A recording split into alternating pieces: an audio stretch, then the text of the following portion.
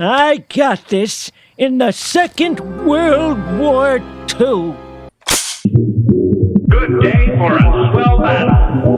Here goes. Hey there, soldier. Are you ready for some more modern World War II gaming? Good. We'll fix your fucking bayonets, because today we're diving into Burden of Command.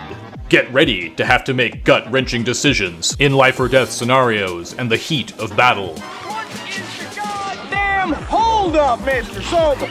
A fence, sir, a barbed wire fence. Now you cut that fence and get this goddamn platoon on the move! Lead your men through hell and back, surviving enemy fire and sometimes even your own artillery. The Navy is horrible. They will fucking shell you. Do not mistake that shit. They will hit you with a shore bombardment. Seaman Simpson, your actions have given the Navy a black eye from which it may never recover. I would throw the book at you, but I've been indicted in the tailhook scandal. I think you're off the hook. Woohoo! Hold your ground against all odds, no matter the cost. Or retreat, because you can do that too. It's up to you. You're in command. Next time I say wait for my command, you wait for my command, Sergeant. Yes, sir. Oh, Sergeant? Sir. Not a Quaker. Feel the full psychological cost of war. If you can make it through the boot camp, it's a little long, kind of a long boot camp. Stop your stickering! I spent 3 years on that turlet! Get haunted by the ghost of Captain Lamb. Get haunted by the ghost of Captain Lamb so hard that it crashes your game. Literally have the developer make you a special file called No Lamb that still doesn't work. I mean, this dude spent like days with me trying to fix the file. Experience something new, a rare, different way of playing a World War II game. That's right, it's not just a squad-based tactics game, it's not just a leadership game, it's not just an RPG, it's a squad-based tactics and leadership RPG. And boy, let me tell you, this game fucks. By which I mean it's incredibly well designed and a joy to play. And since we're talking about play, I probably should tell you a little bit about the gameplay! Burden of Command's gameplay is quite multidimensional. There's the tactical element, where you control the leaders of each individual set of squads, and then you control all 3 squads and the captain, and you have to manage their turns and sequences in order to get everything right, to deliver the fire you need to fix the enemy and the flanking you need to finish them. No, they'll never save your brain, Hitler. But as previously mentioned, that's not the only level to Burden of Command, because your actual powers and abilities that can be activated by squad leaders when you play are determined based on their mindsets. Both the player and his subordinates deal with mindsets and the crucibles that go along with them, and they drastically shape the gameplay, but are also shaped by the way you play the game. And thus Burden of Command allows the player to navigate the game on numerous levels, the psychological and the tactical. And it wouldn't be a tactical game if we didn't talk about the units! Burden of Command is a historically accurate tactical RPG. You get 3 groups of riflemen, each made up of 3 rifle platoons. And then you get your support team with 30 cals and mortars. But you also get access to fun other things like tanks, requisitioned anti-tank guns, captured enemy machine guns, and bazooka squads.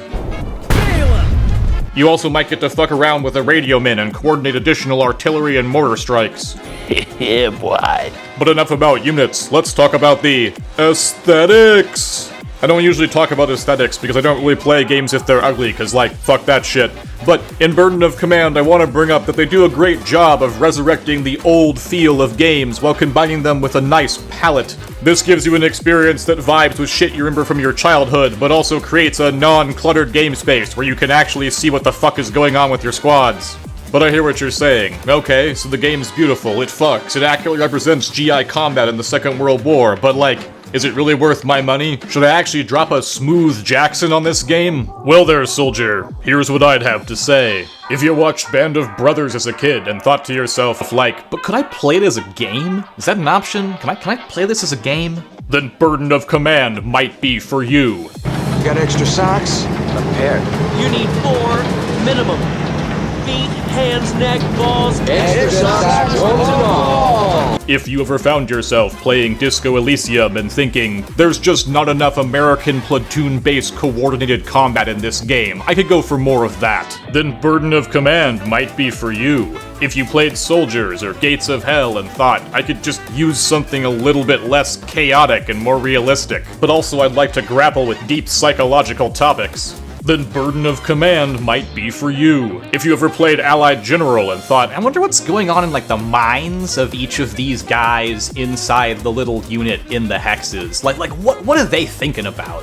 So if any of that sounds like you, or if any of the things you saw in this video looked interesting, head over to Steam right now and pick up your copy of Burden of Command today. Seriously, I cannot recommend this game enough, and like, I don't get paid to say any of this shit. I don't even have enough views or subs to get paid anything by YouTube, and I'm still saying this shit, so you should go over there and buy this game. Plus, if you're into things like Discord, like The Troop, this game developer has a big Discord with lots of cool stuff involved in it, so if you're a little more social than me, you can go spend your time over there having fun. So hop to it, soldier, because the Huns ain't gonna beat themselves. And besides, are you really gonna leave Georgie hanging like that?